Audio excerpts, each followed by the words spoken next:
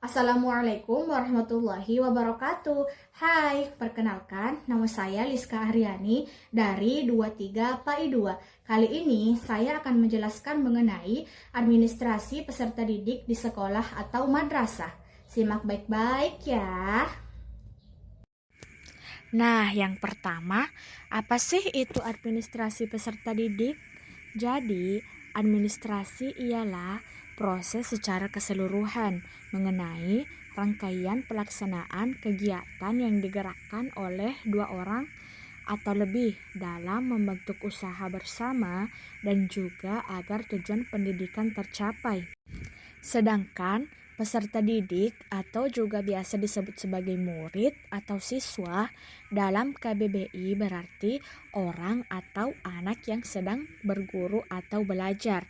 Jadi, administrasi peserta didik adalah proses pengurusan serta layanan yang berkaitan dengan murid di suatu sekolah, mulai dari perencanaan penerimaan murid baru, pembinaan selama murid di suatu sekolah, sampai dengan murid menamatkan pendidikannya.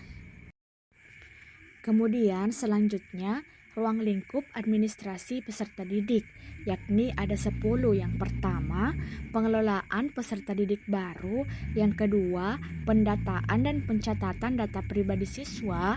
Ketiga, pengelolaan kehadiran dan absensi. Yang keempat, pengelolaan prestasi belajar siswa. Yang kelima, layanan bimbingan dan konseling.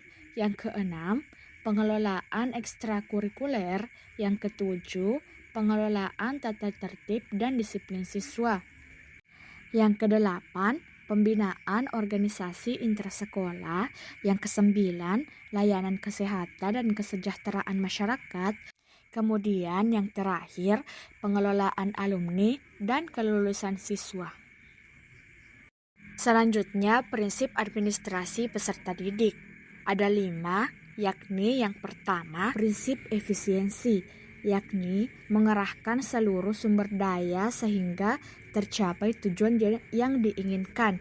Kemudian yang kedua, prinsip etika tanggung jawab, yakni memprioritaskan kepentingan dan kesejahteraan siswa serta menjalankan tugas sesuai dengan standar moral dan aturan yang berlaku.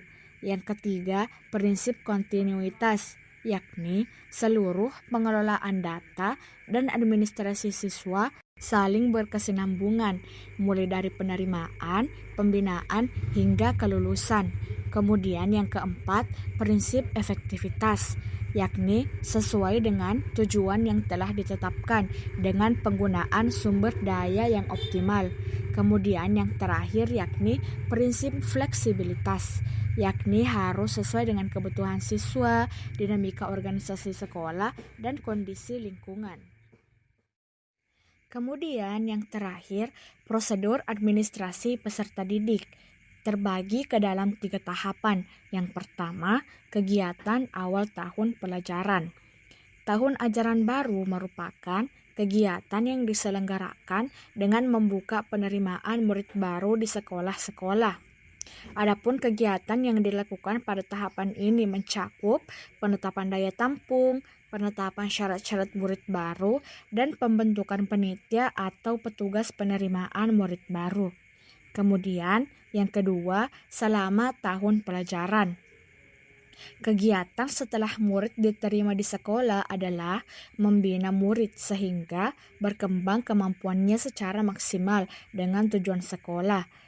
Pembinaan murid dilakukan agar murid mengenal lingkungan tempat belajar mereka dan dapat menyesuaikan diri dengan tuntutan sekolah. Kemudian, tahapan terakhir yakni akhir tahun pelajaran.